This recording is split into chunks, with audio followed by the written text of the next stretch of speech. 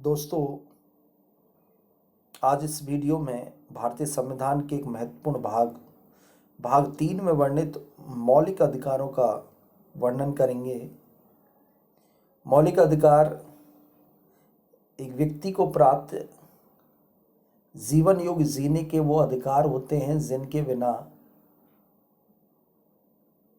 वो अपने व्यक्तित्व का सर्वांगीण विकास करने में असफल रहता है।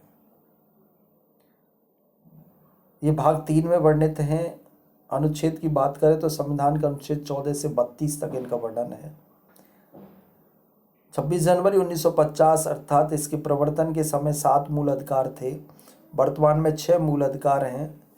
44वें संविधान संशोधन 1978 द्वारा संपत्ति के अधिकार को हटाकर इसे एक कानूनी अधिकार बना दिया गया है। अनुच्छेद 300 में मूल अधिकार न्यायालय द्वारा प्रवर्तनीय है, अर्थात किसी व्यक्ति के मूल अधिकारों का हनन होता है तो वह हाई कोर्ट और सुप्रीम कोर्ट में क्रमशः अनुच्छेद 226 और आर्टिकल 232 के तहत जा सकता है। संविधान में वर्णित अधिकारों में से केवल 5 मूल अधिकार केवल और केवल नागरिकों को प्राप्त हैं।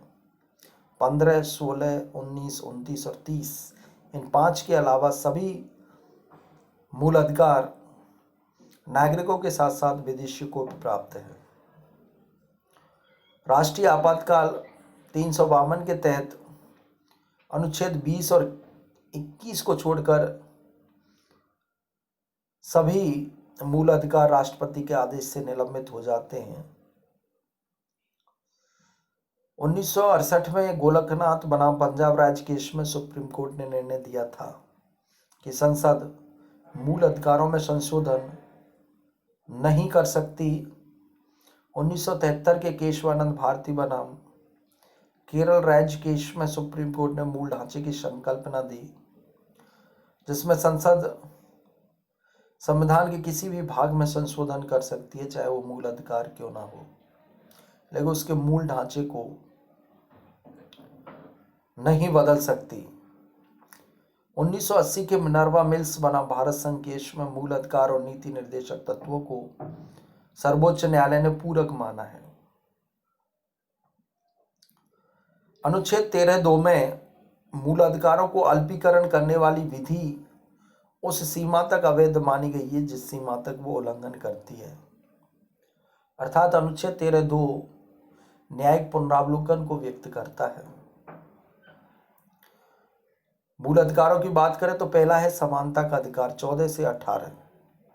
अनुच्छेद 14 में विधि के समक्ष सभी समान है, समान संरक्षण प्राप्त है।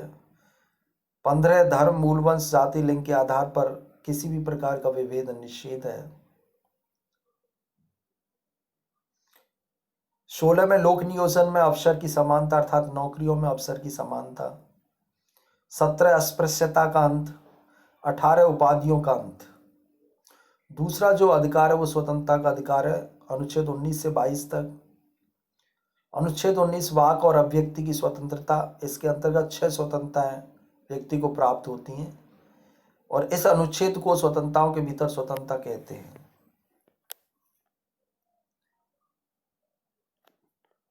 अनुच्छेद 20 कुछ दिशाओं में गिरफ्तारी से संरक्षण। 21 प्राण और दैहिक स्वतंत्रता। 21 कैद 6 से 14 वर्ष तक के बच्चों के लिए निःशुल्क शिक्षा का अधिकार। ये 86वां संविधान संशोधन 2002 के तहत जोड़ा गया है। अनुच्छेद 22 निवारक निरोध से संरक्षण। ये 4 स्वतंत्रता संबंधी मूल अधिकार प्राप्त हैं हर व्यक्ति को। तीसरा शोषण के विरुद्ध अधिकार, ये अनुच्छेद 23 और 24 में वर्णित है। अनुच्छेद 23 मानव का दुर्व्यापार और बलात् श्रम निषेध है। 24 कारखानों में 14 तक के बच्चों को लगाने का प्रतिबंध। चौथा है धार्मिक स्वतंत्रता 25 से 28। 25 ये अंतःकरण की स्वतंत्रता का वर्णन है। अनुच्छेद 26 धार्मिक कार्यों के प्रबंधन का संरक्षण। 27 धार्मिक व्यय पर कर मुक्ति, किसी धर्म विशेष की